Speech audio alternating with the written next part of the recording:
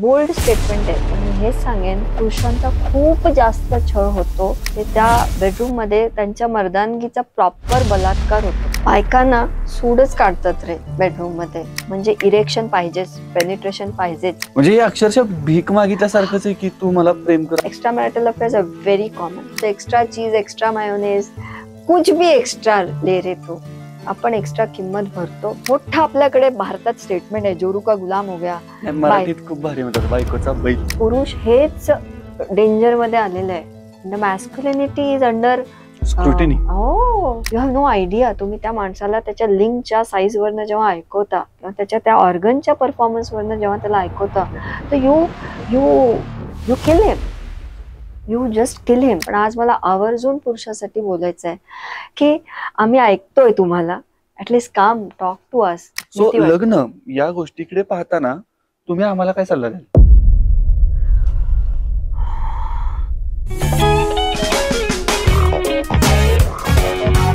नमस्कार मंडळी, Mars spirit टॉक्सवरच्या आपल्या नव्या पॉडकास्टमध्ये तुम्हा सगळ्यांचं खूप खूप स्वागत. आजच्या आपल्या पॉडकास्टमध्ये प्रसिद्ध सेक्स कोच सभ्या मॅडम पुन्हा आपल्यासोबत गप्पा मारायला आलेल्या आहेत.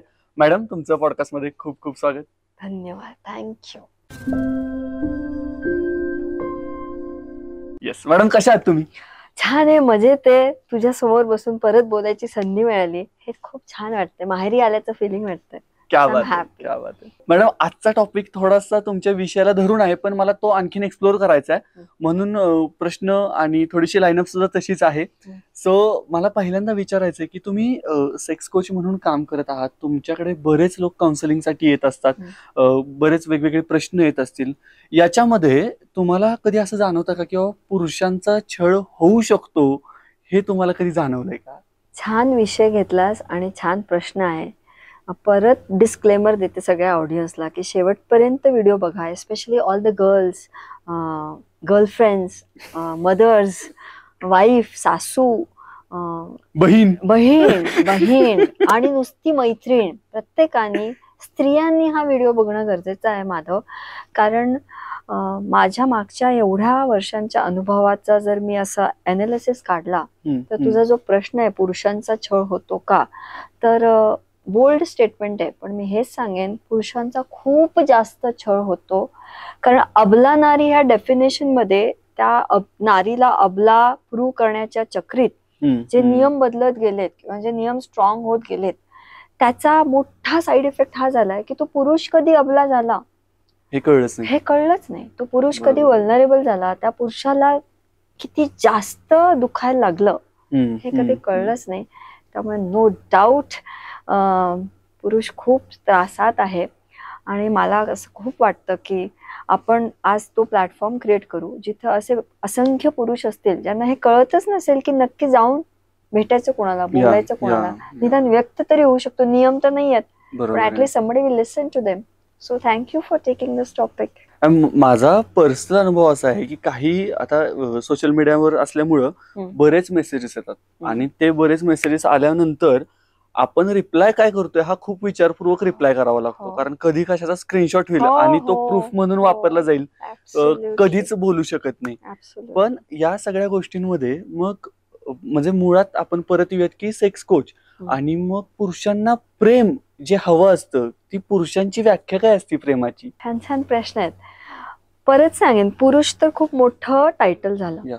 पुरुषामध्ये ना तिथून सुरू होतं. मी तर म्हणेन एका मुलीचा बाप पुरुष आहे, तिचा भाऊ पुरुष आहे, तिचा हजबंड, तिचा नवरा पुरुष आहे आणि तिचा मुलगा पुरुष आहे. तोच पुरुष कोणाचा मित्र आहे, तो कोणाचा एम्प्लॉई आहे. मग पुरुषाचे पण खूप वर्जन्स आहेत, खूप जास्त वर्जन्स आहेत. आणि प्रत्येक वयोगटात प्रेमाची भारी भाषा बदलते ना रे. एका बापाला तू जर विचारलं आणि तिला जर त्या बापाला जर हॉलमध्ये बसवलंय आणि त्यांनी ज्या घरात आपल्या मुलीला पाठवलंय लग्न करून, तिथं त्या मुलीकडचे त्या बापाला आणि त्याच्यासोबत म्हणजे त्या बापाची म्हणजे त्या मुलीची आई बसली, म्हणजे ते नवरा बायको म्हणून बसले तिथे, पण तो तिथं बाप म्हणून बसलाय. आणि त्याला ऐकवलं जातं की तुम्ही काय शिकवलं तुमच्या पोरीला, तिला नांदता पण येत नाही, काहीच तुम्ही तिला अक्कल दिली नाही. हा जेव्हा वाक्य त्या बापाला ऐकावा लागतो ना रे, त्या क्षणी त्या बापाच्या आतला एक जो प्रेमळ माणूस असतो ना, त्याचं प्रॉपर मर्डर असतं ते वाक्य, उद्ध्वस्त. आणि हे क्राईम म्हणून सिद्ध नाही होत कुठे. बरोबर. इनफॅक्ट ते मर्डर असतं त्या माणसाच्या आतल्या त्या प्रेमाचा एक जो सॉफ्ट टेंडर डॅड असतो तो असा कोसळतो. मग हे हे हे कुठे आहे याचं उत्तर? बरोबर. कुठेच नाही ना रे. मग त्या बापाच्या प्रेमाची परिभाषा काय होती की माझी मुलगी इथं खुश राहावी ना, दुसरं काहीच नव्हतं. पण then he get shattered and there is no law where he can prove की ही इज गेटिंग बॉदर्ड. आणि मग कुठली काय प्रेमाची परिभाषा राहते? काहीच राहत नाही तिथं. आणि ह्याचंच दुसरं रूप सांगेन, त्याच ज्या घरी त्यांनी मुलीला दिलेलं आहे तिचा आता नवरा आहे समजा, त्या नवऱ्याने प्रॉपर अरेंज मॅरेज केलेले आणि आई बाबांच्या मर्जीनं केलेले आहे. आयुष्यभर आई बाबांनी सांगितलेल्या व्हॅल्यू सिस्टीम त्या मुलांनी फॉलो केलेले आहे आणि लग्न करून एका मुलीला तो आणतो. आणि मग मुलीला आणल्यानंतर तो मन मोकळं प्रेम करतोय, कारण त्याची प्रेमाची परिभाषा काय आहे? आपण आयुष्यभर सगळे नियम पाळलेत, आता ही हक्काची बायको आहे ना, मग मी खूप प्रेम करणार तिच्यावर, व्हॅल्यूफुल प्रेम करणार, छान सेक्स करणार, फिरायला घेऊन जाणार, तिचे नखरे पुरवणार. असं जेव्हा तो करायला लागतो मग तीच आई आणि तिचे बाबा त्या पोराला मोठं, आपल्याकडे भारतात स्टेटमेंट आहे, जोरू का गुलाम हो गया, मराठीत खूप भारी म्हणतात, बायकोचा बैल. परफेक्ट. मग आता तो बायकोचा बैल झाला हे जेव्हा त्याला ऐकायला येतं, तर this is biggest crime on earth. कारण त्या नवऱ्याला ना कन्फ्युजन होतं. बरं, त्यांनी हॉलमध्ये आई बाबांचं ऐकायचं की तो काय बायकोचा बैल ना, बायकोचा बैल आहे हे ऐकायचं, वर बेडरूम मध्ये जायचं. मग ती जी मुलगी असते ती त्याला म्हणणार, मग तुम्ही लग्नच का केलं? तुम्ही माझ्यासाठी काय बोलतच कसं नाही? तुम्ही अजून कुक्कुळ बाळच आहे, आईचं बाळ आहे अजून. So this are all torture Madhav. मग त्याची ती जी प्रेमाची परिभाषा होती ना, की लग्न झालं आता मी हे करेन ते करेन, आपण किती सहजरित्या बोलून जातो की तो म्हणजे नवरा सँडविच होतो. अरे नवरा सँडविच होतो हे इतकं साधारण लाईन नाहीये. म्हणजे तुम्ही चेष्टेत नका बोलून जाऊ. तुम्ही एखाद्याच्या आयडेंटिटीचा कम्प्लीट चुरा करता आणि कोर्टात कुठेही जाऊन हे सिद्ध नाही करता येत आज पण की माझा सँडविच होतोय, मग मी काय करू? आणि मग तो आयुष्यभर त्याच्यावरती जिम्मेदारी. कुठल्या सिलेबस मध्ये how to take care of mother in law and wife आहे का सिलेबस? सांग. आता तुमची अकॅडमी वगैरे आहे तिथं असं होतं का? शिकवलं जातं का की एका मुलांनी नवरा कसा बनायचा, एका मुलांनी आधी मुलगा होता आता नवरा झाला, आता जावई झाला, जबाबदाऱ्या काय वाढल्या ह्या कधी डिस्कसच नाहीत केल्या गेल्या. आणि दुसरं काय होतं म्हणजे आता लग्नाचं चाललंय माझ्याही घरी, तर त्यावेळी आज सकाळी लोकसत्तामध्ये आर्टिकल वाचलं मी की एक माणूस आहे ज्याचं लग्न झालं, त्याचं लग्न झाल्यानंतर त्याची जी आई होती ती हेडमास्टर होती, त्यामुळे ती घरात सुद्धा हेडमास्टर म्हणूनच राहायची. आणि बायकोला तिच्या मुलांसाठी म्हणजे ह्या दोघांच्या मुलांसाठी काय करायचं तर हेडमास्टर नाही म्हणतायत. नवऱ्यानं करायचं काय? आपण बोलावं तर आई दुखावणार, आपण बोलावं तर बायको दुखावणार. आणि ह्याच्यात काय होतं एका पॉइंटला म्हणजे men are from Mars and women are from Venus हे पुस्तक पाहिलं आणि त्याच्यानंतर वाचलंय मी. तर ते म्हणाले की एका पॉइंटला पुरुष कोशात जातो की तुम्हाला काय करायचंय ते तुम्ही गोंधळ घाला, मी शांत राहतो, मी तटस्थ राहतो, मला या फंदातच पडायचं नाहीये. पण हे चुकीचं आहे ना. ऍब्सोल्युटली. आणि जनरलायझेशन म्हणजे मी पुस्तकाच्या विरोधात नाहीये, पण सगळेच पुरुष सारखेच आहेत का? सगळे पुरुष सारखे नाहीत ना. एखादा सेन्सिटिव्ह असेल, एखाद्याला वाईट वाटत असेल, एखाद्याला रडायला येत असेल. Madhav, you have no idea, माझ्या सेशन्स मध्ये तर म्हणजे तुझे म्हणतो ना केव मध्ये जातात, नुसतेच केव मध्ये नाही जात ते, बिचारे केव मध्ये जाऊन शांत बसले तरी त्यांच्या बायका त्या केव मध्ये घुसून त्यांचा प्रॉपर अत्याचार करतात, त्यांना मारतात. You have no idea what happens in bedroom. कारण तो मर्द फक्त हॉल बाहेर दाखवायला सोसायटीमध्ये असतो. The moment he enters bedroom, त्यांच्या बायका ती जे काय सूड घ्यायचं असतं ते त्या बेडरूम मध्ये त्यांच्या मर्दानगीचा प्रॉपर बलात्कार होतो. म्हणजे बाहेर तुम्ही कुंकू लावाल त्याच नवऱ्याचं, तुम्ही 7 फेरे घ्याल आणि ते वटपौर्णिमा कराल, तुम्ही खूप असं आमचे आहो, आमचे हे, आमचे ते, म्हणजे नाव सुद्धा घेणार नाही तुम्ही त्या नवऱ्याचं बाहेर. पण once they enter the bedroom, you have no idea to what level of torture they do. म्हणजे इरेक्शन पाहिजेच, पेनिट्रेशन पाहिजेच. आणि लिंग हे इतकं सेन्सिटिव्ह ऑर्गन दिलेलं आहे पुरुषाला की त्याचं सगळं मर्दानगी त्या लिंगला जोडलेली आहे अनफॉर्च्युनेटली. आणि त्या पुरुषाला बेडरूम मध्ये मे बी फक्त कडल हवं असेल, फक्त प्रेमाने बाजूला झोपायला हवं असेल, नसेल आज करायचं सेक्स, तर ladies wife's they demand sex and they're not doing sex, they're being tortured. I have cases जिथं बायका अशा नखानी बापरे ओरबडतात, मारतात. What is this? And how this will be proved, tell me. मग त्या पुरुषाने कुठे जाऊन हे सांगायचं? त्याचा प्लॅटफॉर्मच नाहीये अवेलेबल. प्लॅटफॉर्म सोड रे, म्हणजे हे बाहेर जाऊन सांगितलं की अच्छा म्हणजे तुला तुझ्या बायकोवर इतका कंट्रोल नाही, इथून सुरू होतं जजमेंट होतं. बरं चल, कोणी तयार पण झाला, तुम्ही कोर्टात जाऊन नाही सिद्ध करू शकत, या गोष्टी नाही सिद्ध करू नाही शकत. आणि ह्याच्यातनं समजा त्या नवऱ्याने डिसाईड जरी केलं की जाऊ दे मला त्रास होतोय ना, मी बाहेर पडावं ह्या लग्नात. आपल्याकडे लग्न म्हणजे अभिमन्यूचं चक्रव्यूह, अंदर जाने का रास्ता आहे, no idea how to move out of it. आणि त्यांनी जर समजा डिवोर्स फाईल जरी केला तर समोरची party sits with number of allegations and then it's a battle. मग त्यापेक्षा चुप बैठे रहो आणि सहन करत राहा. पण मुळात लग्न होताना जी मानसिकता असते किंवा जे पालक सांगतात की लग्न करा म्हणजे तुम्हाला एक आयुष्यभराचा जोडीदार मिळेल, जो सुखदुःखात तुमच्या सोबत असेल, तुम्हाला एक हक्काचा माणूस मिळेल. की आपण बघतो की प्रत्येक वेळी कोण आपल्या सोबत असतं असं नाही, पण ती एक व्यक्ती आहे जी तुमच्या सोबत कायमस्वरूपी राहील. आणि नंतर नंतर असं होतं की तीच व्यक्ती पहिल्या क्रमांकाची शत्रू बनायला लागते आपली. सो ज्यावेळी पुरुष लग्नामध्ये एंटर करतात त्यावेळी त्यांच्या लग्नाकडून काय अपेक्षा होत्या आणि त्यांचं पुढं काय झालं, अशा काही गोष्टी येतात का तुमच्या समोर? मुळात तर ह्याच्यात संवाद लागतो. ओके, माझ्याकडे लव्ह मॅरेजेसचे केसेस आहेत, अरेंज मॅरेजचे केसेस आहेत, फक्त डेटिंगवाले केसेस आहेत. सध्या तरी होतं यार, 6 वर्षापासून गर्लफ्रेंड बॉयफ्रेंड आहेत ते. आणि that boy had some childhood issues. Okay, त्याला पेरेंट म्हणून सुख मिळालेलं नाही, आईचं सुख मिळालेलंच नाही त्याला. आणि तो करंट गर्लफ्रेंड मध्ये फक्त आई बघतो. तुला येतं का लक्षात? म्हणजे ज्या पोराला आईनी छातीत घेऊन दूध पाजवलेलंच नाही, त्याला पॅम्परच केलेलं नाही, he is just looking for love in that girl. आणि त्या मुलीला इमॅजिनेशन काय आहे, जॉन अब्राहम, शाहरुख खान, रणवीर कपूर, असं मॅचो मॅन असं काहीतरी, ते तिचं विश्व आहे. And they are dating since 6 years and they were sitting in front of me की आम्हाला लग्न करायचंय. त्यांनी 2दा कोर्टात रजिस्ट्रेशनची डेट पण केलेली. पण त्यांचं सूर जुळत नाहीये आणि ऑनेस्टली स्पीकिंग जुळणारही नाहीये. अंटिल त्या पोरांनी 2दा सुसाईड अटेम्प्ट केलेली आहे, कारण she should say yes to the marriage. हा, आणि हिचं म्हणणं आहे की मला ट्रस्ट इश्यूज आहेत, I can't still trust on him. आणि मला ॲज अ कोच दिसते की ही नीड्स काउन्सिलिंग, ही नीड्स सायकॅट्रिक हेल्प, ही is in to almost getting in to ही needs a mental health expert.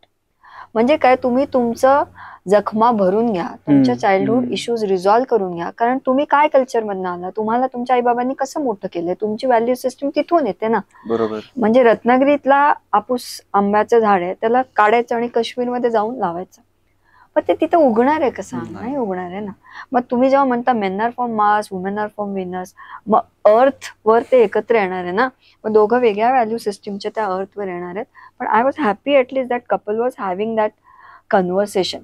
आणि ती मुलगी अननोईंगली इतकं टॉर्चर करायला लागली होती त्या पोराला, कारण तिच्या हिशोबाने, कारण शी नॉट काउन्सिलर ना, शी इज अ नॉर्मल गर्ल. मग तिला असं वाटायचं की ह्यानी बदलायलाच पाहिजे मॅडम, हा जर बदलला नाही तर कसं होईल. For her it was he should change right now. ते मिशन असतं मग ते, आणि गोल असतं ते, गोल असतं. असे लग्न सर्वाइव्ह होत नसतात. Fortunately this was before marriage. आणि post marriage Madhav, I swear it is endless saga. म्हणजे मी तर म्हणेन HIV, कोरोना, असे जे मोठे घनघोर कॅन्सर सारखे आजार आहेत, तसे माझ्याकडे 27 वर्ष, 16 वर्ष, 15 वर्ष, 9.5 वर्ष sexless marriage, no intercourse. The men keep on asking and the wife says no. Why? नाही करायचं आम्हाला, नाही करायचं आम्हाला, आणि जस्ट नाही करायचं आम्हाला. पण मी बऱ्याचदा बघतो की कधीतरी कोणता तरी बदला घ्यायचा आहे, सूड घ्यायचा आहे, त्याची पण भावना त्याच्यामध्ये असते. बेडरूम आपल्याकडे जंक मैदान असतं. Junk either you perform well, otherwise you just don't touch me. कारण आज आपल्याकडे बळजबरी सेक्स केलं तर ते रेप आहे, त्याची शिक्षा आहे. पण ज्या पुरुषाला सेक्स पाहिजे, आपल्या लिगल वाईफ कडनं पाहिजे, आणि ती जर त्याला देत नाहीये, आणि ते कम्प्लीट सेक्सलेस मॅरेजमध्ये जगतात. त्यांना मी म्हणते मग तुम्ही एक्स्ट्रा मॅरिटल अफेअर, म्हणजे नाही मॅडम आम्हाला नाही करायचं एक्स्ट्रा मॅरिटल अफेअर, आमचं प्रेम आहे ना या व्यक्तीवर, माझं प्रेम आहे या व्यक्तीवर आणि मला ह्या व्यक्तीकडनं मला सेक्स पाहिजे. आणि मग इज दॅट सो रॉंग? बरं मग why are you not moving out of the marriage? म्हणजे मॅडम लग्नाच्या बाहेर पडायचं तर ते 100 कोर्ट कचेरी, मग लफडी मागायला लागतात, ते अलिगेशन्स, ते अल्युमिनी अमाऊंट. काय आपल्याकडे नियम कसे आहे माहितीये, लग्न झाल्यावर बायकोनी जॉब नाही केला तर ती नवऱ्याची जिम्मेदारी असते to take the care of the finances of the wife. Whereas एखाद्या नवऱ्याला ही लिबर्टी आहे की मी जॉब सोडतो आणि तू कमव. आणि आपण फेमिनिझम आणि बरोबरीचं, आज मला सगळ्या स्त्रिया या प्लॅटफॉर्मवर गळाच दाबणार आहेत. Y am telling you know, equality कुठे आहे सांग ना. ऍक्च्युली खरं आय हॅड अ केस रे, तिथं तर त्या माणसांनी स्पष्ट सांगितलंय तुला काय करायचं ना घराबाहेर कर, पण घरी येऊन मला प्रेम कर. म्हणजे हे अक्षरशः भीक मागितल्यासारखंच आहे की तू मला प्रेम कर. आणि का नाही प्रेम करत मग? त्याच्या मागं काय कारण आहेत तुम्हाला? म्हणजे लग्न ठरवताना त्याचा तुम्ही बॅलन्स शीट बघताय, आता ह्या गोष्टी होत आहेत, बॅलन्स शीट बघतायत, तुम्ही शेतात कधी जाणार नाही पण शेत किती आहे ते बघतायत, घरात आई वडीलच फार फार तर आई वडील हवे, भाऊ बहीण तर नकोच आहेत, त्याच्यानंतर मुलं किती हवीत किती नको हे मी ठरवणार, पुरुषाला तेही ठरवायचा अधिकार नाहीये. त्याच्यानंतर मोबाईलचे पासवर्ड चेक होणार. मध्यंतरी तर माझ्यासमोर एक किस्सा आलेला की एंगेजमेंट नंतर त्यानं मोबाईल दिला तर तो रिचार्ज करत नव्हता म्हणून तिने मोबाईल फेकून दिला, आयफोन. म्हणजे ह्या सगळ्या गोष्टी, टू गेट मॅरिड, हा तुम्ही लग्न करणार, त्या मुलाने लग्न तोडलं. ते या मुलीला ह्या गोष्टी कळतच नसतील तर मी तिचा मागता नाही घेतलेला त्या सगळ्या गोष्टी पूर्ण करायच्या. थोडंसं कुठंतरी लग्न म्हणल्यानंतर कॉम्प्रोमाइजेस येणार आहे, ठीक आहे, पण कोणत्या गोष्टी कुठं घ्यायच्या? आणि जर आपण समोरून 100 गोष्टींची अपेक्षा करतोय तर आपण 100 गोष्टी देतोय का? तेवढ्या गोष्टी आपल्या समोर टेबलवरती आहेत का? याचा विचार स्त्रिया का करत नाहीत हा माझा प्रश्न आहे खरं. आणि बरोबर आहे तुझं, तू ते छान बोलला किती शेती आहे. कारण आज पण माझे फ्रेंड्स आहेत ज्यांच्या मुली, म्हणजे आय हॅव फ्रेंड्स ज्यांच्या मुली छान पोस्टवर जॉब करतात पण लव्ह मॅरेज नाही करायचं, अरेंज मॅरेज करायचं. मग तो मित्र येतो माझ्याकडे, म्हणतो माझ्या मुलीला स्थळ आलं. मी म्हणते ठीक आहे, मग तो काय करतो वगैरे, तो मुलाचं डेफिनेशन मला देतच नाही. त्याचे बाबा, त्यांचं सोसायटीमध्ये हे सगळं आहे, त्यांची इतकी करोडाची प्रॉपर्टी आहे, उपजाऊ काय तरी शब्द आहे, सोनं, हा बागायती इतकी शेती आहे. अरे मी म्हंटल हे तू त्याच्या खानदानचं सांगतोय, तो मुलगा कसा आहे, त्याचा स्वभाव काय आहे, तुझी मुलगी भेटली का त्याला, ते एकत्र बसून बोलले का, त्याचं आधीचे रिलेशनशिप कसे होते, ते सगळं काय करायचं सगळ्या ते झालेलं असतं म्हणे पास्ट मध्ये. आता आपली मुलगी चांगल्या घरात चालली ना बस झाला. This is the core foundation of marriages. आज पण गव्हर्नमेंट ऑफिसर असेल, I am married to a government officer. I had to face the blame ki, oh, you married a government officer because you're looking at it. No, I didn't marry a government officer because he's a government officer. I married him कारण तो educated आहे, मी educated आहे, मी doctor आहे, तर त्याला शिक्षणाची किंमत आहे. बरोबर. ज्याच्याकडे शिक्षण आहे ना तो लाखो करोडो कमवेल ना. बरोबर. मला पूर्वोपार्जित किती प्रॉपर्टी मिळणार आहे ह्याच्यावर कसं आयुष्य जगतं, आणि ती जिम्मेदारी पुरुषावर असते. So men your on listening to this should know how to say no. 8 billion population आहेत, खूप मुली आहेत, साखरपुडा झालाय, ठीक आहे, तुम्हाला जर कळतंय पुढे जाऊन त्या मुलीच्या कोण मैत्रिणी आहेत ते बघा, तिच्यासोबत तुम्ही प्रवासाला जा, तिच्या घरी जाऊन तिच्या आई वडिलांसोबत 8 दिवस राहा. ती कुठे कुठल्या ऍटमॉस्फिअर मध्ये मोठी झाली ना, प्लीज गो स्टे देअर. मग तुम्हाला कळेल की ती मुलगी सेक्स कोच आहे तर सेक्शुअल कम्पॅटिबिलिटी ती खूप नंतर येते. इंटेलेक्च्युअली मॅच होतंय का, इमोशनल लेवलवर मॅच होतंय का, बघा ना, स्पिरिच्युअल लेवलवर मॅच होतंय का. काही मुली सॉलिड ते उपवास करणारे असणार आणि मग ते नवऱ्याला पण ते तेवढेच देवधर्म करायला लावणार, हे नाही करायचंय त्याला, किंवा ह्याच्या विरोधात असू शकतात. ह्या गोष्टी एक्सपिरियन्स केल्याशिवाय, निदान भारतात तरी मी सांगेन पुरुषांना प्लीज, लग्न कागदावर खूप पटकन येऊ शकतं, पण तेच लग्न कागदावर जेव्हा मिटवायची वेळ येते ना Madhav, it is Hale lot of job. कारण आजच्या तारखेला माझ्याकडे केसेस आहेत जे लग्न कागदावरच आहेत, फक्त ते अस्तित्वातच नाहीये. आणि असे प्रकार आहेत, ओपन मॅरेज, स्वॅपिंग, अशा गोष्टी आपल्याकडे होत आहेत आरामात. आणि असं नको समजू हे पुण्या मुंबईला होते. बर. फार अमरावती, इस्लामपूर, विटा, सोलापूर, कराड, सातारा, कान्याकोपऱ्यात होते. सो आपण निसर्गाच्या विरोधात चाललो, पण आपल्याला लग्न ही संस्था सांभाळायची आहे. कारण मी परत सांगेन, law is not doing justice. The day law does justice, तेव्हा कुठे जाऊन हे थांबेल.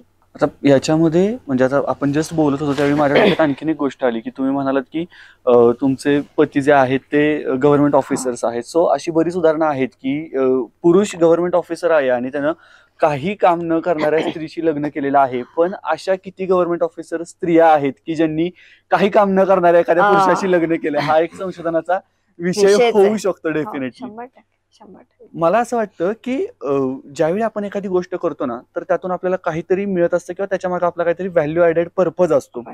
ज्यावेळी मी ठरवतो की हा मी हिच्यासोबत लग्न करतोय म्हणजे मी लाईफ टाईम हिच्यासोबत राहणार आहे, मला हिच्यासोबत माझी सेक्शुअलिटी एक्सप्लोर करायला आवडेल, त्यावेळी तिच्यासोबत सेक्स करणं ह्यासाठी पुरुषांच्या डोक्यात काय व्हॅल्यू सिस्टीम असते हे थोडंसं तुम्ही सांगाल का? संवाद करा please. I have some cases जिथं त्या 19 वर्ष लग्नाला, परत सांगते मी सारखं वर्ष सांगत असते, so you understand the intensity. The husband had some fantasies. Okay. He was straight. तो काय म्हणजे he was into straight, he was into girls, म्हणजे त्याला मुली आवडत होत्या, ते खूप क्लिअर होतं त्याचं. पण त्याच्या काही ऐकायला आपल्याला वियर्ड वाटेल पहिल्यांदा अशा फॅन्टसीज होत्या. मी कुणाचं परत सांगेन, मी when I discuss cases here, ऑडियन्सला पण माहित पाहिजे. ऐकताना तुम्हाला असं वाटेल की मॅडमने आमचं केस तिथे सांगितलं, तर माझ्याकडे खूप केसेस येतात. काही हायपोथेटिकल असतात आणि काही रिअल असतात. पण सांगताना नाव, नंबर, तुमची आयडेंटिटी कुठेच आम्ही व्यक्त नाही करत, पण केस स्टडी म्हणून सांगतो, so that other couples get some benefit listening out of it, म्हणून मी ते शेअर करत असते. तर त्या हजबंडला फक्त आपली फॅन्टसी ती पूर्ण करायची होती. त्यांनी माझ्यासोबत सेशन घेतला. म्हणजे मॅडम 19 वर्ष झाले मला ही फॅन्टसी माझ्या बायकोसोबत एक्सपिरियन्स करायची आहे. And he was narrating all that to me की काय त्याची फॅन्टसी आहे. म्हटलं सर 19 वर्ष झालेत आणि तुम्ही 19 वर्षात हे एकदाही सांगितलेलं नाही आपल्या बायकोला. तो म्हणे मॅडम माझा अजूनही धाडस नाहीये. सांगितलंच नाही सांगितलं माधव, नाही सांगितलं त्याने. तो सेक्स करतो, त्यांचं लग्न छान आहे, सगळं नीट आहे, मुलं आहेत त्यांना, but he has that deep down desire which is completely unfulfilled आणि कम्प्लिटली अननोन. पार्टनरला माहित पण नाहीये, माहित नाही. त्यांनी संवादातनं कधी कधी काहीतरी तिला सांगितलंय टू टेक द सिग्नल्स. मग तो बोलला त्या ह्याच्यामध्ये ती अशी, मी फक्त सांगितलं बाबा असं होतंय, म्हणजे you know to know what is her value system. मग ती शॉक मध्ये गेली मॅडम.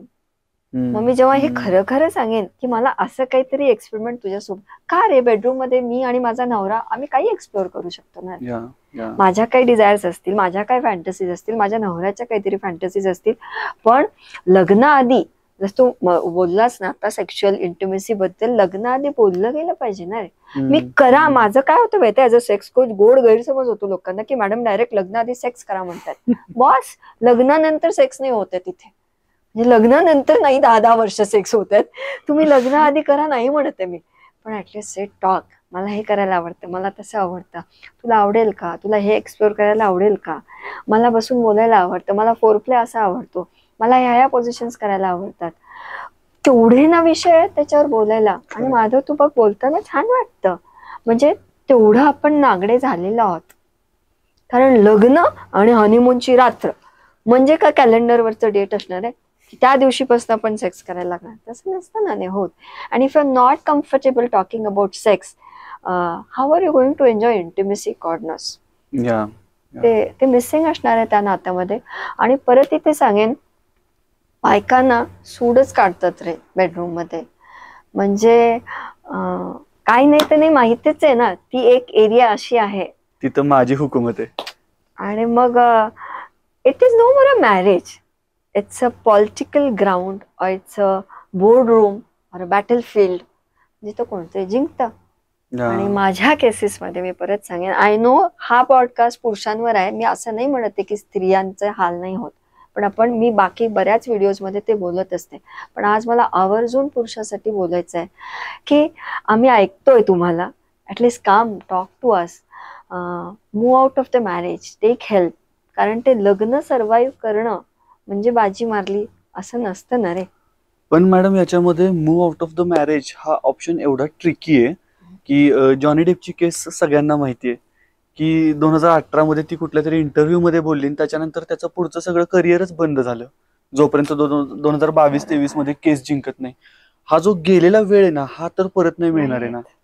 त्याचं कम्पेन्सेशन काय देणार आहे कोण? काहीच नाही. आणि कायदे जर आपण बघितलं तर एवढे स्त्रियांच्या बाजूने आहेत की पुरुषांना सेच नाही राहिलेला असं म्हणता येईल. याचा फायदा काही जण डेफिनेटली घेत असतील, काही जण सफर करत असतील. कोणाच्या अगेन्स्ट नाही आपण, पण ही वस्तुस्थिती आहे, ती मान्य केलीच पाहिजे. 100%. मग याच्यामध्ये जसं आपण म्हणतो किंवा मध्यंतरी सुप्रीम कोर्टमध्ये पण आय गेस केस चालू होती की स्त्रियांचा वैवाहिक बलात्कार होतो का, मॅरायटल रेप. तसं कधी पुरुषांचा मरायटल रेप होतो का ह्याच्यावरती केस का नाही चालली, किंवा मग असं होतं का, हा खरं तर पहिला प्रश्न आहे. येस, तर हे कोण डिस्कसच नाही करत आहे. आणि मला तुम्हाला हेच विचारायचं की असं होतं का? खूप जास्त होतं, खूप जास्त होतं.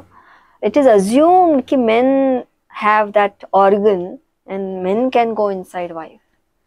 कारण इरेक्शन ही अशी गोष्ट आहे ना, आता समजा नवरा बायको आहेत, ओके, कन्सेन्शियल त्यांचं बेडरूम मध्ये सेक्स चालू आहे, तर man is having good erection, सगळं झालंय, पण मिड ऑफ द सेक्स त्या माणसाला पण दुखू शकतं ना, त्यालाही दुखू शकतं. मग तो सांगू शकतो ना की, किंवा इरेक्शन निघून गेला, समजा गेलं इरेक्शन निघून, होऊ शकतं ना रे, because it's an organ, it never lies. ते खोटं नाही बोलत. काही सडन थॉट आला असेल मेंदूत आणि गेलं इरेक्शन. मग एवढा मोठा पाप आहे का? केलं इरेक्शन तर एवढा मोठा पाप आहे की तुम्ही त्याला पुढचे तासभर ऐकवणार? You have no idea. तुम्ही त्या माणसाला त्याच्या लिंकच्या साईज वरनं जेव्हा ऐकवता किंवा त्याच्या त्या ऑर्गनच्या परफॉर्मन्स वरनं जेव्हा त्याला ऐकवता, तर you you you kill him, you just kill him. तो त्याचा रेप असतो, त्याचा फुल बलात्कार असतो. कारण मग त्याला पुढच्या वेळेसाठी इतकं टेन्शन असतं, मागच्या वेळी आपलं असं झालं होतं आणि पुढच्या वेळी आता कसं होईल. म्हणजे तो सेक्स करण्याआधी जेई, नीट, UPSC MPSC ची परीक्षा देणार आहे असं तो त्या बेडरूम मध्ये जातो. मग त्याच्यात एक तर premature ejaculation, erectile dysfunction, I understand, this are conditions, this are conditions. You're म्हणजे तुमच्या माणसाला लग्न आधी असेल ती कंडिशन, त्यांनी तुम्हाला सांगितली पाहिजे, म्हणून बोललं पाहिजे. नसेल कंडिशन, एक कपल होतं माझ्याकडे, 12 वर्ष लग्न झालंय, 2 मुलं आहेत, सुपर इंटिमेसी, सगळं छान झालं. 12 वर्षानंतर the man landed into erectile dysfunction. होत नाही डायबिटीज, होत नाही का हायपरटेन्शन, झालं इरेक्टाईल डिसफंक्शन. म्हणजे काय, म्हणजे did he commit some crime? त्याची वाईफ त्याला केवढं ऐकवते त्याच्यावरनं. Because females are not aware of masturbation. त्यांना स्वतःचं प्लेजर स्वतः करू शकतो, किंवा पुरुष त्या अवयवाला बाजूला ठेवून, त्याला 10 बोटं आहेत, त्याच्याकडे अख्खं शरीर आहे, तो तुमचं प्लेजर पूर्ण तेव्हा पण करून घेऊ शकतो विदाऊट हिज, आम्ही त्याला बाबूराव म्हणतो इंस्टाग्रामवर, अल्गोरिदमचा नको प्रॉब्लेम म्हणून. पण म्हणजे मला हे म्हणायचं, पुरुषाला त्या लिंग व्यतिरिक्त पण तुम्हाला तेवढाच प्लेजर द्यायची त्याची विलिंगनेस आहे. He is ready to learn how to masturbate, how to finger. पण तुमचं असं असतं, अरे ते त्यांचं कर्तव्यच आहे, ते त्यांनी केलंच पाहिजे. तुम्हाला तुमचं सुखाचं, प्लेजरचं डेफिनेशन नाही माहिती. आज पण एज्युकेटेड बायका आहेत माझ्याकडे सेशन्स मध्ये, कॅनडामध्ये बसून सेशन्स घेतात, UK US ला घेतात, पण दे डोंट नो द अनॉटॉमी. त्यांना माहितच नाही आपला वल्वा कसा आहे, वजायना कसा आहे, क्लिटोरिस कसा आहे, आपल्याला काय केलं की ऑर्गॅझम मिळतं. त्यांच्या हिशोबाने लिंग X is equal to P into V, म्हणजे penis going into vagina, that is sex. म्हणजे फुल जिम्मेदारी त्या पुरुषावर गेली ना रे माधव. म्हणजे त्यांनी दरवेळेस आलं ते इरेक्शन द्यायचंच, पेनिट्रेशन करायचंच, इजॅक्युलेशन करायचं, त्या टायमिंग वर पण कंट्रोल ठेवायचं, ह्यांचं प्लेजर पण झालं पाहिजे. Medically it is proven penetrative orgasms are just 2 or 10%. Non penetrative orgasms are very easy. म्हणजेच काय, काही आत न जाता तुम्हाला सुख मिळतंय ना. तुम्ही ऍटमॉस्फिअर काय क्रिएट करताय ते अल्टिमेटली. आणि एज्युकेटेड आहात का? Exactly. You need to be educated. You need to know the anatomy of your body, the physiology of your body, तुमच्या हार्मोन्स, आणि the psychology of your own body, and respect the psychology of the man. Don't take his exam in that bedroom. म्हणजे हे आता जे आपण बोलतोय ते कदाचित रोज वर्ल्ड कप फायनलची मॅच खेळण्यासारखंच आहे. एवढं प्रेशर पुरुषांना रोज डील करावं लागतं, किंवा त्याच्यापेक्षा जास्त, की मी कसं सगळं मॅनेज करू. तर मला बाहेरच्या गोष्टी पण मॅनेज करायच्यात आणि परत आतमध्ये येऊन या गोष्टी सुद्धा मॅनेज करायच्यात. आणि नाही बोललो ना तर कसं होतं माहितीये का, की काही लोक असतात की ते स्पष्ट बोलतात, तोंडात जे असेल मनात जे असेल ते बोलून मोकळं होतात, पण बऱ्याचदा आडून आडून टोमणे मारले जातात की तुझं हे असंच होणार आहे, तुझ्यात काय अर्थच नाहीये. तुम्ही त्याच्या पुरुषत्वावरती शंका घेता. आणि मे बी हे नॉर्मल पुरुष म्हणजे जो अंगादेहाने व्यवस्थित आहे त्याचं ठीक आहे, पण या गोष्टी ज्यावेळी एखादा व्यंग असेल कोणतं तरी आणि त्यांच्या बाबतीत ह्या गोष्टी होत असतील तर त्या माणसाने करायचं काय. मुळात म्हणजे मी बऱ्याचदा, माझा एक रिलेटिव्ह आहे आणि त्या लोकांचं बऱ्याचदा म्हणणं असतं की समोरच्याला पसंत असेल ना तर त्यांना लग्न करू देत. माझं हे नाहीये, कारण माझ्या वाट्याला हे आलंय ना तर मी एका पॉइंटला ऍक्सेप्ट केलंय की पुढे होईल नाही होईल. मग तुम्ही हे स्वीकारून आतमध्ये येता ना त्या लग्नाच्या नात्याच्या, मग ते आल्यानंतर तुम्ही काय केलं पाहिजे, किंवा अशा काही केसेस या बाबतीतला तुमच्याकडे आल्यात का? छानच बोललास तू. फिजिकली नॉर्मल असलेल्या पुरुषासाठी आपण तेव्हाच बोलतोय. नाव फिजिकली चॅलेंज असलेला पुरुष म्हणेन मी परत, त्या कॅटेगरीमध्ये तर मॅरेज हे स्कॅम आहे, स्कॅम. कारण again I say, if you are a physically challenged man and if you are planning to get married, आधी वकिलाला भेटा, आपले कागदोपत्री, प्रॉपर्टीजचे डॉक्युमेंट, आपली विल, आपल्या आई वडिलांची विल, ही सगळी सिक्युअर करा कागदावर आणि मग मॅरेज सर्टिफिकेटसाठी जा. बिकॉज कुणाची नावं न घेता परत जनरलाइज्ड एक्झाम्पल देईन. एक व्यक्ती आहे ज्याला, नॉर्मल व्यक्ती, एक इंजिनियर मुलगा आहे ज्याने खूप सुंदररित्या आयुष्याची सुरुवात केली. त्याला व्हायरल एन्सेफलायटिस सारखा आजार होतो, तो कोमात जातो 40 दिवस. तेव्हा त्याचं लग्न ठरलेलं आहे आणि कोमात जाऊन जेव्हा तो बाहेर पडतो तर आपल्या शरीरात जितके जॉईंट्स आहेत, आपण किती आरामात आता बोलतो बसतोय, सगळं त्याचं स्टॉप आहे. आणि he has to start everything from शून्य. बोलणं, चालणं, खाणं, लिहिणं, सिग्नेचर, ऑल फ्रॉम झिरो. ते ठरलेलं लग्न तर तुटतंच, पण तो मुलगा इतका जिगरीबाज आहे की 17-18 वर्ष तो त्याच्यातनं उभा राहतो की ऍटलिस्ट तो स्वतःचं सगळं स्वतः करू शकतो. आणि त्याचे आई बाबा फुल, म्हणजे एक सिनियर सिटीजन आई बाबा त्याला 18 वर्ष त्या ह्याच्यातनं बाहेर काढतात आणि त्याला उभं करतात. आता सोसायटी सो कॉल्ड सारखं सांगायला लागते की एक जोडीदार पाहिजे, जोडीदार आला की बदल पडेल. कुठल्या आई वडिलांना नाही वाटणार, कुठल्या यंग पोराला नाही वाटणार, ज्याला 25 ते झाले, आता तो 35 and 36 ला गेल्यावर तरी वाटतं एक पार्टनर पाहिजे बाबा.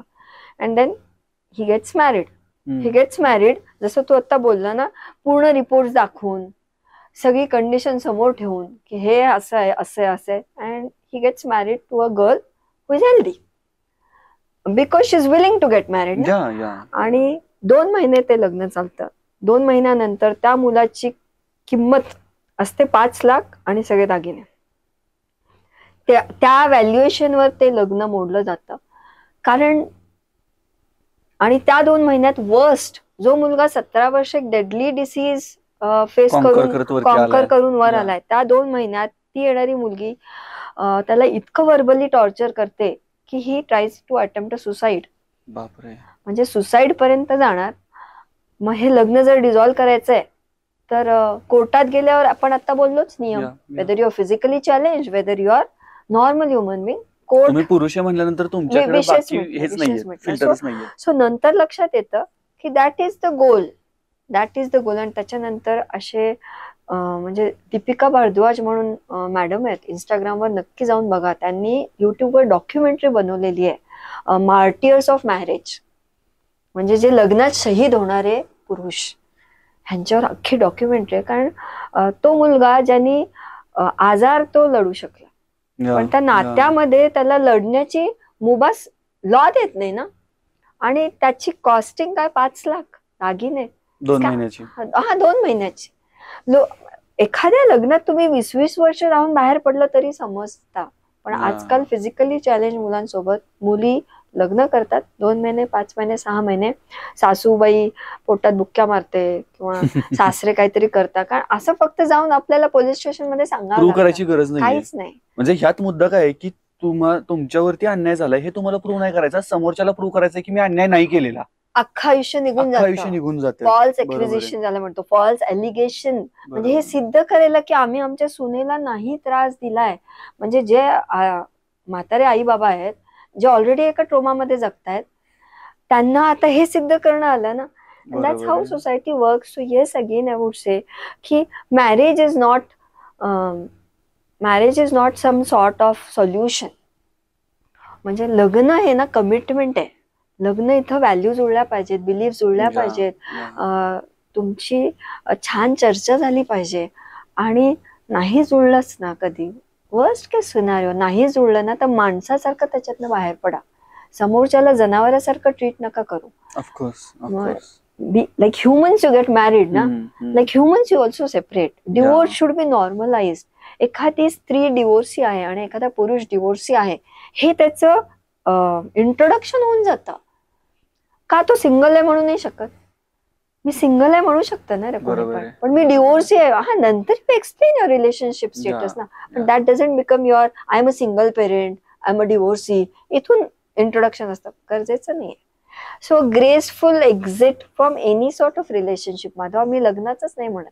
एक गर्लफ्रेंड बॉयफ्रेंड होते, 3-4 वर्ष राहिले आणि नाही जमत आहे. आपल्याकडे ना हे फॉरेव्हरचं इतकं ग्लोरिफिकेशन आहे. 7 जन्म. हाँ, 7 जन्म. साला इधर 1 जन्म में इतना हालत हो गया. कैसे 7 जन्म निभाएंगे?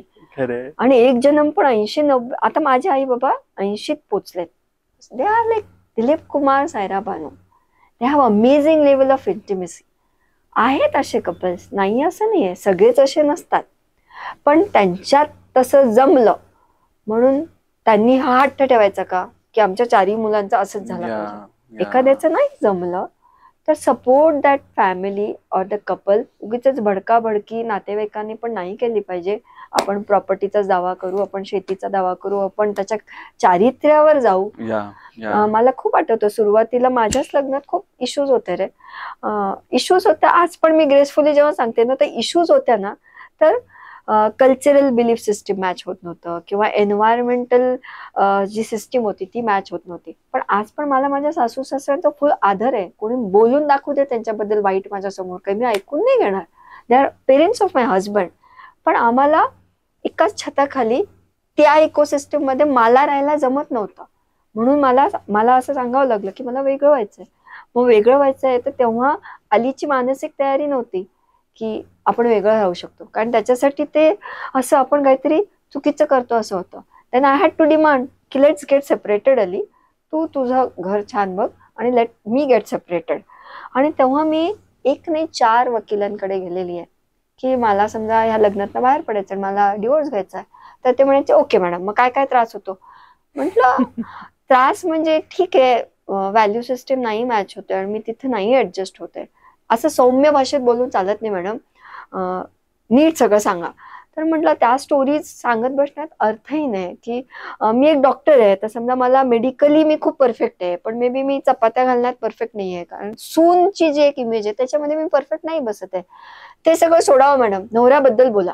म्हटलं अहो माझा नवरा जेंटलमॅन आहे, त्याच्या इतका चांगला माणूस कुठल्याच मुलीला मिळणार नाही. अहो मॅडम म्हणे तुम्ही असं बोलल्यावर कसं डिवोर्स होईल?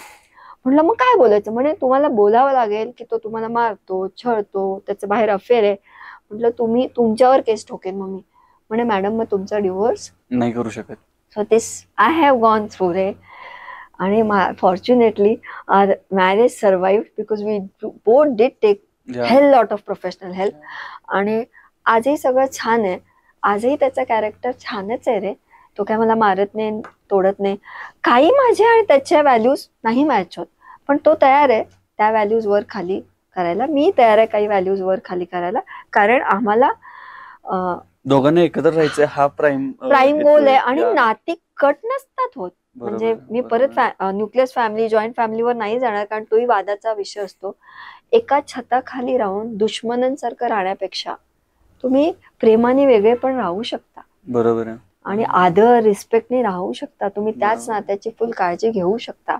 पण काहीतरी घोर काय म्हणतात ॲलिगेशन्स लावायचे आणि you will not even move out of the marriage and you will not allow the man to even stay peacefully in the marriage.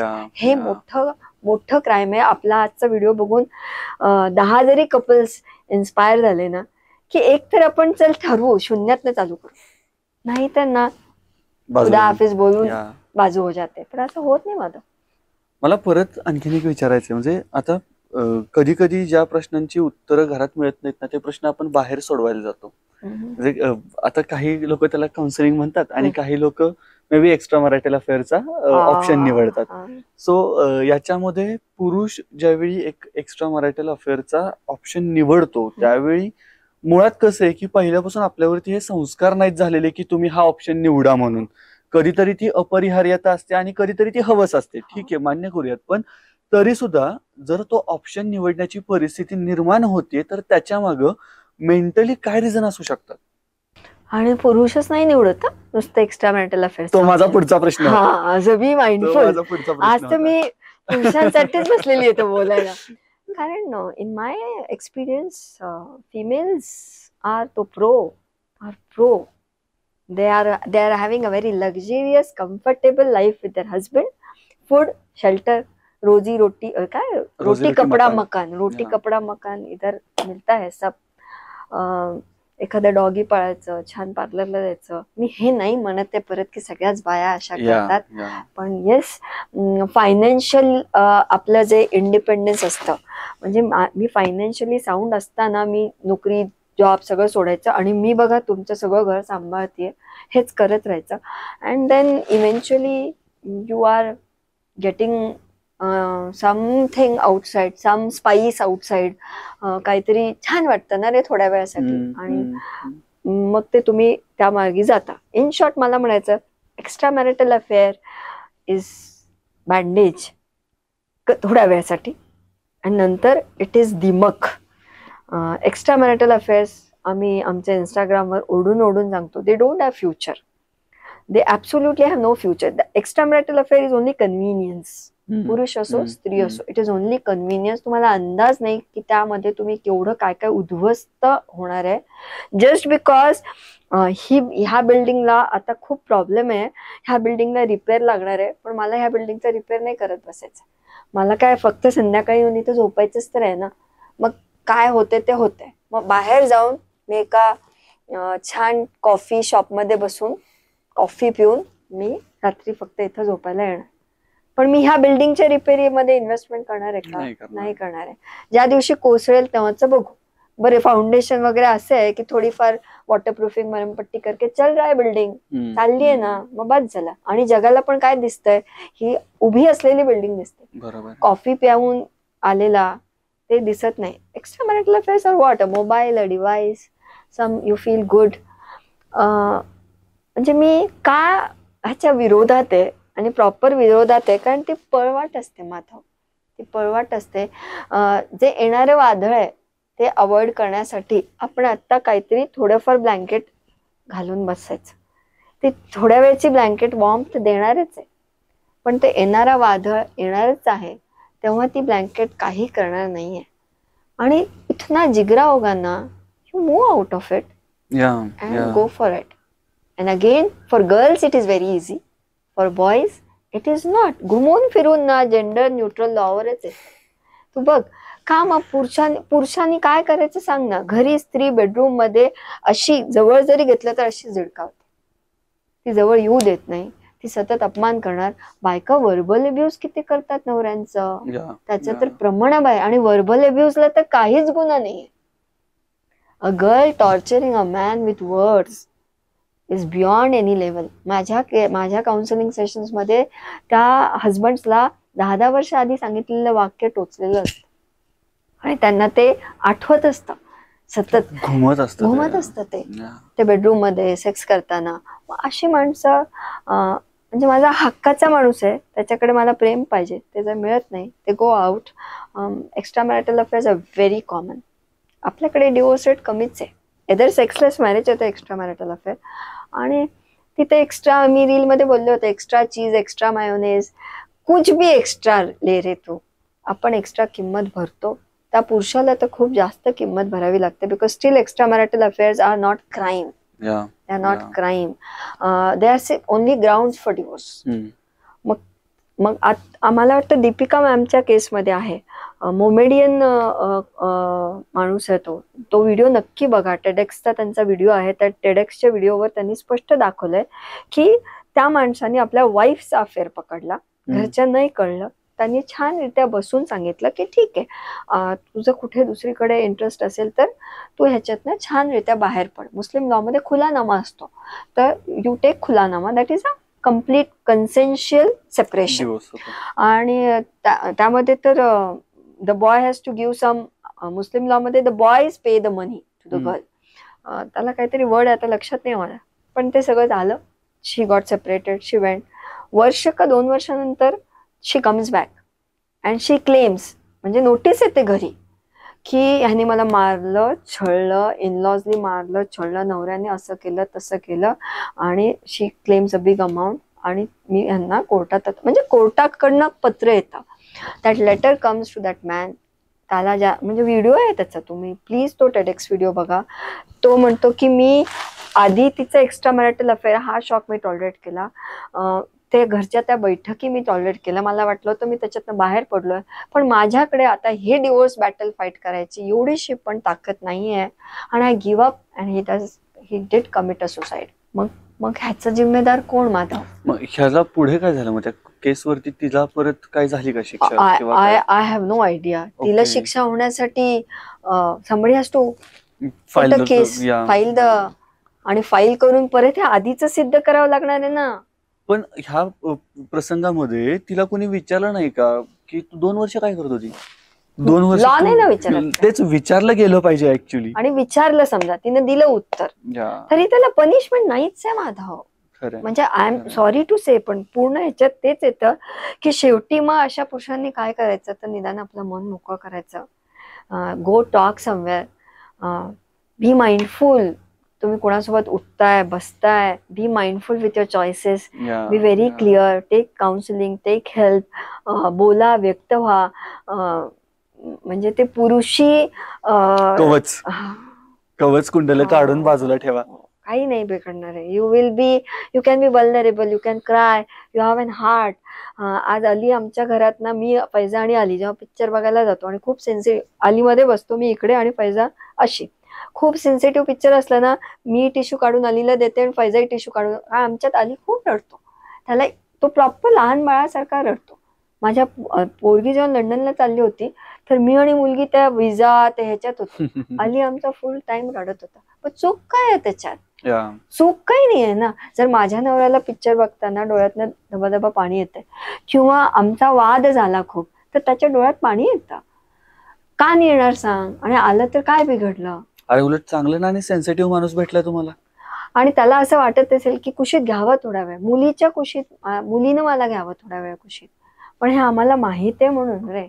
असे केवढे पुरुष असतील ज्यांना ती कुशी हवी असेल आणि त्यांना ती मिळतच नसेल.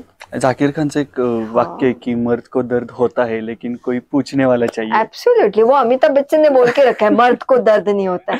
असं कसं ना रे? पूछने वाला चाहिए, समझने वाला चाहिए, सवाल करने वाला नहीं चाहिए, सुन के लेने वाला चाहिए. समजवणारे खूप आहेत माधव, खरंय, पण समजून घेणारे कमी आहेत.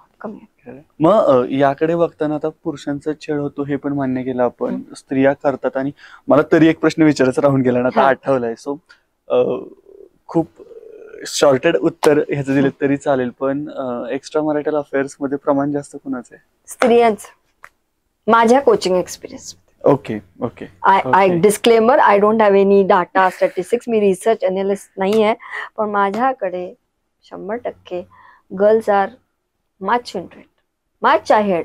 आता मला नाही उदाहरणं द्यायची, कारण तू छोट मच अहेड, वे अहेड. इथं उदाहरण दिलं तरी चालेल मला, कारण इथं educated, non educated, no difference, no difference. It's like जाके पर्स खरीद के आते हैं ना, पर्स आणि ड्रेस आणि दागिने जसे तुम्ही इझिली आणता, it has become that easy to have multiple partners. Multiple partners पण म्हणते मी इन अ मॅरेज. बापरे, इन अ मॅरेज. तू तर एक्स्ट्रा मॅरिटल अफेअर मध्ये तरी डेडिकेशन ठेवा मी म्हणेन.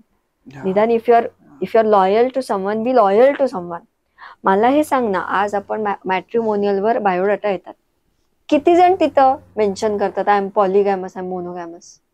ऑप्शनच नाहीये, तो ऑप्शनच नाहीये. आणि किती जणांना माहित असतं की मी पॉलिगॅमस आहे का मोनोगॅमस आहे? polygamy exists, and as a Exists. sex coach I say polygamy exists, and I have no judgments against it. Yeah. If somebody is polygamous, Sina ठोक के बोलो I am polygamous. May be आता थोडासा हा विषय निघालाय, तर पॉलिगॅमस आणि मोनोगामी हे काय आहे हे जर जस्ट 18 पूर्ण झाले असतील आणि त्यांना माहिती ऐकायलाच नसतील पाहिजे. तर प्लीज त्यांना त्या टर्म्स. मोनोगॅमस म्हणजे काय रे, मी आणि मला एक व्यक्ती आवडतं. अगेन मी ऑल जेंडरसाठी बोलते, तो कुठल्याही जेंडरचा असेल, माझं एक सेक्शुअलिटी आहे, माझं एक जेंडर आहे, मला तो व्यक्ती आवडतो आणि मला तोच व्यक्ती आवडतो. Okay, when I am in relationship with that one person, I am only in relationship with that one person. The day the relationship unfortunately if it ends or consensually it ends, म्हणजे ती थांबली, मगच मी दुसऱ्या नात्यात जाणार विचार करतो. पण मी एका नात्यात कमिटेड मोनोगॅमस रिलेशनशिप म्हणजे लग्न असो किंवा बॉयफ्रेंड गर्लफ्रेंड असो, मी 100% त्याच नात्यात असणार आहे. कारण आजकाल काय काय टर्म्स आहेत, बेंचिंग, प्रायमरी पार्टनर, मला नाही माहिती, पण माझ्या पोरगी ती शब्द मला सांगत असते, डेटिंग मध्ये असो किंवा लग्नात असो. पण समजा मला ऍट अ टाइम 4 लोकांशी सेक्स करायला आवडतं, मला that is my preference, then you need to tell this ना. त्या चारींना तुम्ही सांगितलं गेलं पाहिजे की सी आय एम पॉलिगॅमस, मी एकाच व्यक्तीला नाही कमिटेड राहू शकत, मी ऍट अ टाइम 4 लोकांवर प्रेम करू शकतो आणि सेक्स पण करू शकतो. आणि प्रेम आणि सेक्स मी दोन्ही शब्द वापरते. काही लोक सेक्स एकाच व्यक्तीसोबत करतात, असे केसेस आहेत. मॅडम आम्ही कुठे फिजिकल झालो, अरे पण तुम्ही प्रेम पण करता ना दुसऱ्या व्यक्तीवर, सेक्स नाही, सेक्स केलाच म्हणजे अफेअर असं गोड गैरसमज आहे. There is not only physical infidelity, there is emotional infidelity also. आणि इन्फिडिलिटी कशाला म्हणतात, जिथे तुम्ही लपून करताय आणि तुम्ही ओपनली करा, डिक्लेअर करून करा, STI STD इन्फेक्शनचं केअर घेऊन करा, कन्सेंट, कम्युनिकेशन आणि क्लॅरिटी जे काही तुम्ही करता, नोबडी विल जज you because you are human. प्रत्येक माणसाचं प्रिफरन्स असतं, पण ते प्रिफरन्स सांगण्याचा तुमच्याकडे जर जिगरा नसेल, कारण I had a couple where the woman is polygamous, not only polygamous, bisexual and polygamous. आता तू विचार कर ना, तिला म्हणजे मुलगा पण चालणार आहे आणि मुलगी पण चालणार आहे, ती लग्नात आहे, तिच्या हजबंडला फक्त मुलगी आवडते आणि एकच तीच आवडते. आता हे अनैसर्गिक कॉम्बिनेशन आहे माधव, आणि अशा केसेस आहेत माझ्याकडे. पुरुष किती अनसिक्युअर, अरे काय करायचं त्यांनी, काय करायचं त्यांनी, कुठे जाऊन कोर्टात हे सांगायचं. I have cases where there is husband and wife, okay, then straight, मूल वगैरे झालंय, मग त्या लेडीला बाहेरून कोणीतरी लेडी अप्रोच करते, the lady likes this lady, ही वाईफ, तोवर तिला नाही माहिती की अच्छा मी लेस्बियन आहे, तोवर तिला एक्सप्लोर नाही झालेलं आहे. ते झाल्यावर पण ती मला म्हणते, आणि हे जेन्युन केसेस आहेत, मी इथं कुणालाही जज नाही करत, कारण हे सगळे ऑनेस्टली मला येऊन सांगत असतात. ते म्हणतात मॅडम मला आतापर्यंत माहितच नव्हतं, पण समोरचा व्यक्ती माझ्यावर इतकं प्रेम करतोय, तर मला असं वाटतंय मी ते प्रेम घ्यावं. Husband is okay with this combination, आणि त्यांनी तिघांनी एकत्र माझ्याकडे सेशन घेतला. ग्रेसफुल कपल होतं ते, की हे आम्हाला तिघांना मान्य हो मॅडम, हे बाहेर कसं सांगणार आहे. म्हटलं हे बाहेर सांगायला तुम्ही भारतात आहात, भारताचे एक नॉर्म्स आहेत, भारताच्या लग्नाच्या काही डेफिनेशन्स आहेत, त्या डेफिनेशन मध्ये हे बसत नाही. So it has to be dealt with in you 3. आणि ते लोक माझ्याकडे प्रॉपर कोचिंग काउन्सिलिंग 2 महिन्याला घेतात, because they are happy with that. मी का हे एक्झाम्पल देते, मी जज नाही करत आहे. As far as you are open, honest, तुम्ही खरं बोलताय, तुम्ही जज नाही करत आहे आणि तुम्ही ऑनेस्ट आहात, मगच ते चालणार आहे. जर त्याच्यामध्ये खरापणा जरा पण बाहेर काढला नाही, मग नुसते कोर्ट कचेरी केसेस, खोटं बोलायचं, एक्स्ट्रा मॅरिटल अफेअर करायचं, बाहेर जायचं. नात्यातला ना केअर, रिस्पेक्ट, लव्ह, मी तर म्हणेन सगळं एका बाजूला ठेवते मी, आणि खरं बोलण्याची मुभा असणे, त्या नात्यात स्पेस असणं, if that is there, then everything is possible. Then everything is possible. Conversation करून मोठे प्रॉब्लेम सॉल्व्ह होऊ शकतात. सो मॅम, आता पॉडकास्ट आपण कन्क्लूड करताना शेवटच्या टप्प्याकडे येताना मला तुम्हाला विचारायचं की एकतर लग्नाच्या नात्यामधून किंवा कोणत्याच नात्यामधून ग्रेसफुली बाहेर पडणं ही कन्सेप्ट आपल्याकडे खूप रेअर आहे. किंवा बाहेर पडत असताना समजा त्या कपलला लग्नाच्या नात्यामध्ये बाळ असेल तर त्यांना ते बाळ आईकडे कस्टडी जाते, म्हणजे पुरुषाला तिथंही कुठेतरी मागच पाडावं लागतं, त्याला परत तिथं अल्युमिनी द्यायची काहीतरी. आणि या सगळ्या गोष्टी घडत असताना एक या सगळ्या गोष्टी तुमच्या समोर सुद्धा येतात, म्हणून जेंडर न्यूट्रल लॉ अशी काही कन्सेप्ट येऊ शकते का, किंवा ती कशा पद्धतीनं आली पाहिजे, यावरती तुमचं काय मत आहे का? जेंडर न्यूट्रल लॉ माधव जर नाही आलं तर आपण आझादीचा सत्याग्रह कसा लढलो, मिठाचा सत्याग्रह, तसा आपल्यासारख्या कुणाला तरी पुढे येऊन तो literally it will be a movement for men to save. आपण पुरुष म्हणतो, पुरुष इज ह्युमन ना, कारण पुरुषत्व आणि पुरुष हेच डेंजर मध्ये आलेलं आहे. The masculinity is under scrutiny. हो, आणि नाही हा जर लॉ आला तर where the society will go, it is म्हणजे कुठलीही गव्हर्नमेंट असो, कोणी असो, व्हिडिओ बघणाऱ्या प्रत्येक व्यक्तीने निदान कमेंटमध्ये जाऊन टाकावायला पाहिजे, की कमेंट केलं पाहिजे, yes we want gender neutral law, it's need of hour, only then relationships will survive. नहीं तो रिलेशनशिप्स दम गुड के मर जाएंगे, स्पेशली मेन विल सफोकेट. आणि तू बोललास ते बरोबर आहे, मुलाची कस्टडी, तर येस अनफॉर्च्युनेट भाग येतो. पण मी इथं परत सांगेन, टॉक्सिक पेरेंट पेक्षा you being a separated father is you will connect with that son or daughter any time. पण त्या टॉक्सिक रिलेशनशिप मध्ये राहून त्याचा बाप बनण्यापेक्षा त्या दलदलमधनं बाहेर राहून तुम्ही त्याचा बाप बनूच शकता. नोबडी ऑन अर्थ, कारण ते रक्ताचं नातं आहे, त्या रक्ताच्या नात्यात नियम आडवे नाही येणार. आणि हे असं येणार आहे, 8 बिलियन पॉप्युलेशन आहे माधव, एक ऍक्सिडेंट झाला तुमच्यासोबत, ते ऍक्सिडेंट म्हणजे तुमची आयडेंटिटी नाही आहे. प्रत्येक पुरुषाने लक्षात ठेवलं पाहिजे, इट्स नॉट युअर फॉल्ट, असं कुठेतरी लिहून लावलं पाहिजे, ही माझी चूक नाहीये, मी ह्याच्यात नाही चुकलो, माझ्यासोबत जे झालं ते चुकीचं होतं आणि तो एक ऍक्सिडेंट होता. ते ऍक्सिडेंट माझं अस्तित्व, माझी आयडेंटिटी, माझं फ्युचर नाही. तर होतो ऍक्सिडेंट, माणूस पांगळा होतो, ट्रीटमेंट घेतो, बरा होतो आणि परत नवीन विश्व जगू शकतो. 8 बिलियन पॉप्युलेशन में some person is waiting for you. Go ahead, fall in love, receive love, give love. Men should ask for love. पुरुषांनी पण शिकलं पाहिजे की तुम्ही गिव्हरच नाहीये, तुम्ही प्रोव्हायडर नाही आहात, तुम्ही रिसिव्हर आहात. आणि फक्त शाहरुख खान असे बाहेर पाहिला की उभं राहताय, तो ते असं हे झाले ना की आम्ही असे उभे राहणार, गरजेचं नाही ना. तुम्ही जाऊन समोरून विचारा ना, मिठी मारा, you go, you take the lead, you ask की नाही मला ह्या नात्यात राहायचंय, मला ह्या नात्यात ना मला प्रेम करणारी व्यक्ती पाहिजे. आणि मागितल्यावर युनिव्हर्स पण देतं रे. एका माणसाने तुमच्यासोबत दगाबाजी केली, छळ केला म्हणून अख्खं जग वाईट नाहीये. The world is a very beautiful place. It's just that तुम्ही त्या व्यक्तीपर्यंत अजून पोहोचलेला नाही आहे. So start fresh. सो मला मंडळी तुम्हाला हे सांगायचंय, मॅडमचंही तेच म्हणणं आहे की हा पॉडकास्ट मध्ये आम्ही कुठेही स्त्रिया वाईट आहेत हा आमचा मुद्दा नाहीये, फक्त पुरुषांचा सुद्धा छळ होऊ शकतो, होतोय, आणि तो कुठेतरी बाहेर आला पाहिजे, त्याला कुठेतरी आउटरेज मिळालं पाहिजे, हा या मागचा हेतू होता प्रामाणिकपणे.